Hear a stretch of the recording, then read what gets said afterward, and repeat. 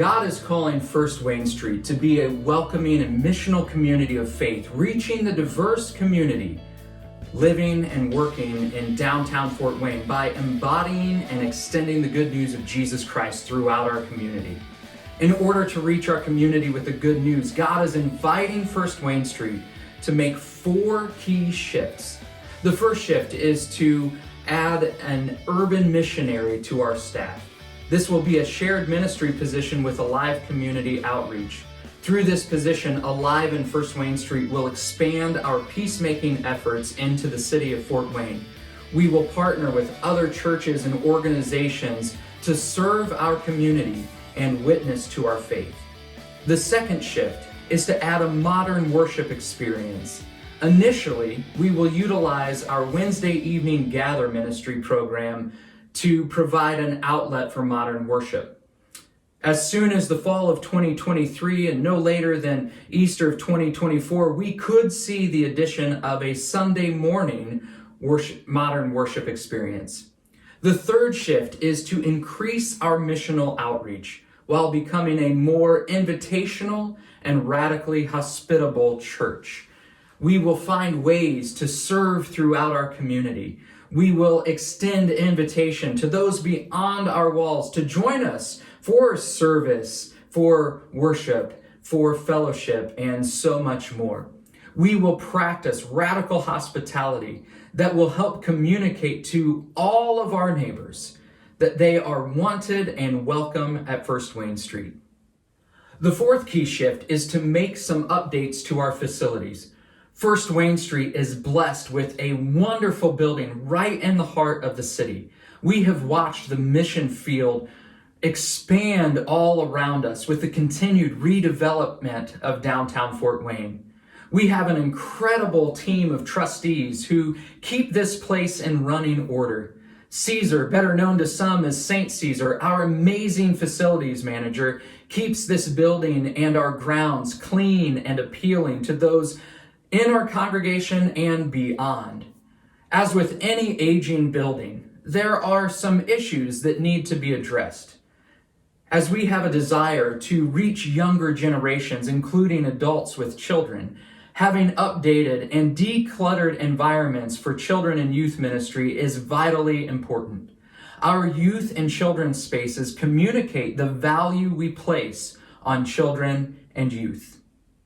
In many churches, children and youth spaces are an afterthought because they are out of sight and out of mind for the majority of the congregation. As a result, paint colors are dated. The furniture is usually whatever was replaced in the adult classroom or donated by some well-intentioned person who just needed to get rid of their stuff, or leftovers from the rummage sale donations. And even for children and youth, it too easily becomes additional space for storage. I believe that spaces for our children and youth should be fun, bright, inviting, warm, and safe. Does this draw them in? No. Does it say that we value youth and families? Absolutely. Will it help retain families with children? Quite possibly. Tony Morgan of the Unstuck Church Group lists hospitality and the value of the children's ministry experience, which includes the environment for children's ministry, as the top 2 reasons why people return to a church. It's not the music, it's not the preaching, it's not the worship style, it's not whether or not the pastor wears a robe or a tie or a trendy cardigan, but it's hospitality and children's ministry. So I'd like to see us make an investment into our children's and youth ministry environments, which may mean giving our second floor hallway a bit of a facelift, cleaning and doing an extreme stairway makeover on our main staircase used on Sunday mornings for children and youth ministry, painting our third floor classrooms and purchasing new furniture and game tables, and fixing the chimney on the third floor so the wall in the third floor kitchen can be appropriately repaired. In addition to providing a facelift for our children's and youth ministry areas, we need to declutter our facilities. We have several classrooms and office spaces that could be incredibly beneficial for our growing ministry that are currently holding areas for items that we may not have used for years, that won't be used again, but that we simply have a hard time saying goodbye to. I believe the room often referred to as the fishbowl could become a great space for our Sunday morning children's church, providing a safe and secure space on the first floor for our children to gather. I believe additional first floor classrooms could be utilized by our adult Sunday school classes in order to make our children's hallway closed off to non-children's ministry traffic. This again increases the safety and security for our children. Tony Morgan also shared that growing churches have the mindset of creating spaces for children that adults can use rather than creating spaces for adults that children can use. We have a great space. We just need to do some decluttering and updating to better utilize this amazing space we have.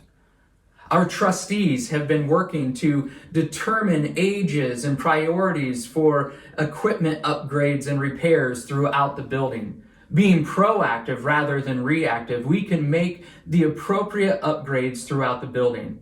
This will be a big undertaking as we have a lot of equipment to heat, cool, light, provide water throughout our building. This might call for a capital improvement campaign in the next 2 to 3 years. Recently, I visited some other churches and schools in the area that were honestly difficult to navigate. At one location, I parked in the lot that had been designated for visitors. However, when I got out of the car, there was no clear sign for where to enter.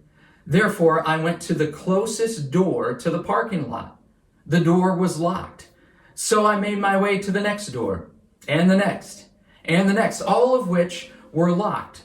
When I finally found a door that was unlocked, I was met by an employee who said that I was at the wrong entrance.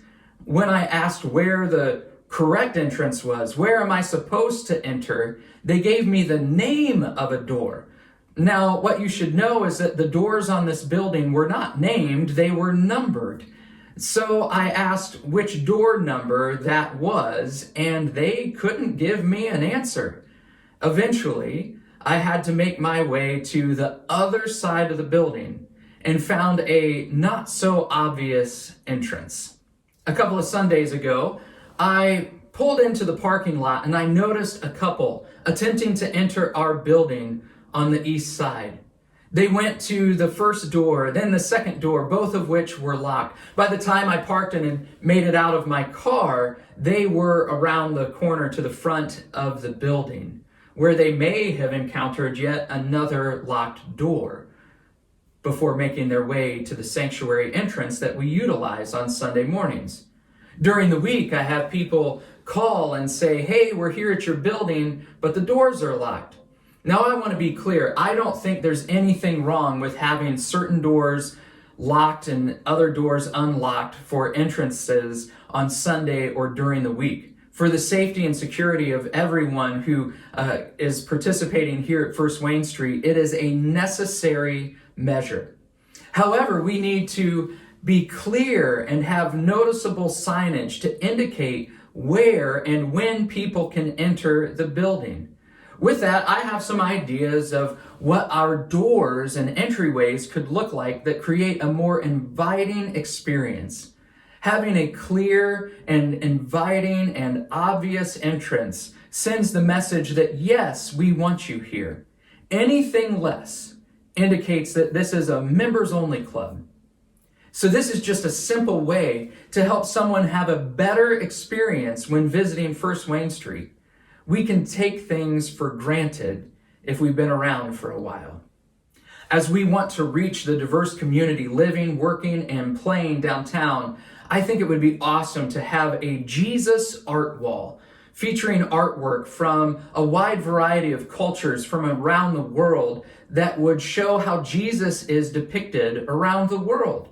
From time to time, then, we could also feature artwork from our children, our youth, and adults who call First Wayne Street home, or from members of the greater Fort Wayne community. I believe that God is inviting us to do some big things here at First Wayne Street. We do these things not to serve ourselves, but to better position ourselves to serve our neighbors and reach our community with the good news of Jesus Christ. I want to invite all of you to join me in prayer for First Wayne Street, and the prayer is simple. God, show us what to do, help us to do it. Pastor and former Indianapolis Colt, the Reverend Dr. Derwin Gray, says, Jesus is longing for followers to ask him to do a work that can only be explained by his power. Trust Jesus to move mountains so he can be glorious and beautiful in the world through his church. We are calling on God to give us the courage necessary to be who we are being called to be in this time and place. We have a great foundation to build upon here at First Wayne Street. We have great things that are already happening here. And I believe God is calling us to build on that great foundation. I believe God is calling us to get out of our comfort zones, to get out of our boats, and to take a next step to reach the unreached in our community. I am excited about what God is doing and is going to do here at First Wayne Street. I am thankful for each and every one of you. I am honored to be on this journey with you. I believe that God has uniquely gathered us together in this time and this place to do something amazing to reach those who we are not yet reaching. God is inviting us to do a new thing right here in Fort Wayne. God, show us what to do. Help us to do it. Amen.